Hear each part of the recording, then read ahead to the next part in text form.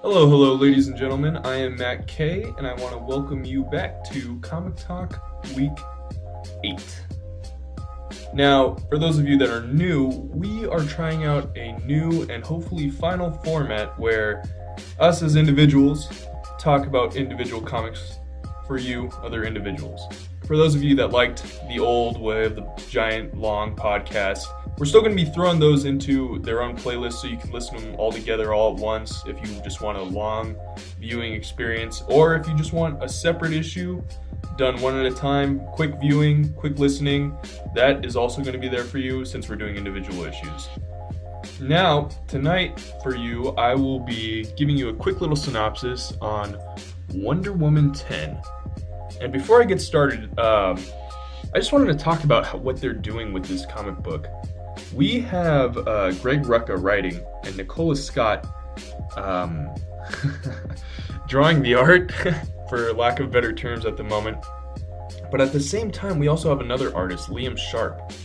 And I really like what DC has done with this book because we are getting a prequel and a kind of current day story with this comic book. They're switching off every other comic. So like this is comic number 10, this is a prequel. So even numbers are prequel and odd numbers are current day.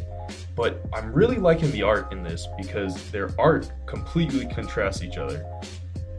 Scott herself does a fantastic Wonder Woman. She looks really, really innocent and young, and it kind of conveys the whole, like, oh, she's just starting out. She doesn't really know much about being a superhero. While Sharp gives a kind of a more gritty Wonder Woman. She's already done everything we've already seen her do, and she's trying to find out who she is and what her path will be. So it's really well done, and I'm really enjoying that kind of factor in this comic book. Now, normally I would go back and tell you what happened in the last issue of Wonder Woman, but since that was a current issue, I would have to go back to issue 8, and that didn't really connect with this today's story. It was just a story of how Cheetah became who she was before Cheetah, basically her origin story and what drives her. But instead, I'm just going to actually jump right into the issue because it can actually almost function as a standalone issue. There isn't much connecting it to the other issues. So let me do that. So starting off, Wonder Woman 10 is actually, in Bob Cheesy's term, pretty vanilla. It shows our unlikely group of heroes featuring Wonder Woman, Steve Trevor, Etta Candy, and Dr. Minerva before she becomes Cheetah. Just going to the shopping mall, kind of giving Wonder Woman a taste of what we would call modern day society. Just, shopping, eating, drinking margaritas for the first time, a good old swinging time all around for everybody.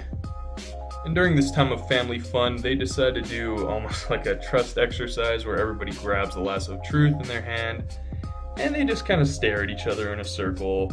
Some secrets are let out, like Etta Candy telling Minerva that her father was an ass, and Minerva telling Candy that you have nothing to prove to anyone, and you just get this scene of Steve Trevor looking at Wonder Woman with hearts in the air. So, and then all of a sudden we get this next comic panel. We get, I guess, terrorists. Don't want to presume too much there, but this is basically an introduction to Wonder Woman and her abilities. She takes down these guys with ease, with a combination of her and Steve Trevor working together. Mostly her, though. I did like the art, however, with her kind of, I guess you would call them after images of showing what she was doing. She kind of blocked the bullets, and you see her arms moving around. When she jumped down in this next panel over here, you kind of see her movement. I thought that was a neat little effect. But overall, it's really simple. I didn't understand why Steve Trevor had to take off his shirt. I thought that was honestly a pointless thing to add to the comic. I mean, he could have ripped off part of his shirt, or maybe they're at a mall. They could have grabbed a shirt from a store, but no, he took it off just so they could see that all-American football body. But like I said, real quick issue. On a scale of 1 to comfy, which I have just developed right now using science and math, I would say this is recliner. Now, for those of you that can't seem to figure out my scale, I'm gonna go ahead and just let you know, overall this issue was alright. It's not a needed buy. It can be avoided if you honestly want. This whole story has been neat and the flashbacks have been great.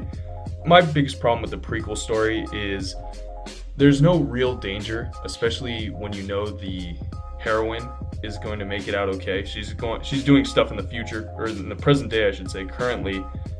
So it kind of loses some of its luster there. It's neat to see how she got her abilities, her origin story, but I feel like this issue was somewhat of a waste.